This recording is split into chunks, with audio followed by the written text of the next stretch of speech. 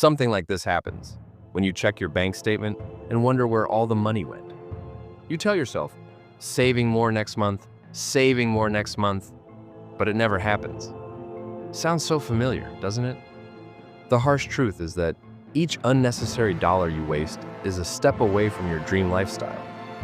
But what if I told you there is a way to take control of your finances and create your wealth without sacrificing everything you cherish? What if one little question could put an end to the cycle of excessive spending and put you on the right path? How to pre-purchase Pause Your Money. Reflect and master budgeting the artifacts.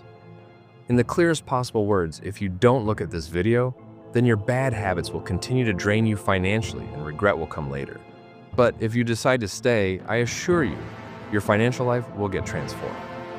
At the end of this video, you will learn how to identify wasteful expenses, build a budget that feels like freedom, not restriction, and take the first step toward financial independence.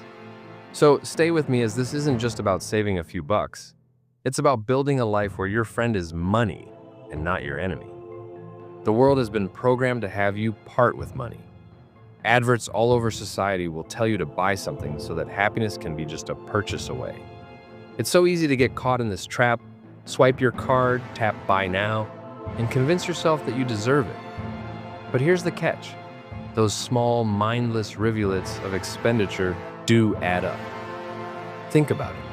How many times have you bought something only to have that sinking feeling afterward? Maybe it sounds trivial, like $5 spent on coffee today or a $20 subscription tomorrow. It does not seem like much until you realize that these small leaks are sinking your boat financially. Now picture this, an unexpected emergency, an automobile repair, perhaps a medical bill, or it could be the loss of a job. You check your savings and nothing is there. Then panic ensues. Stress has taken over.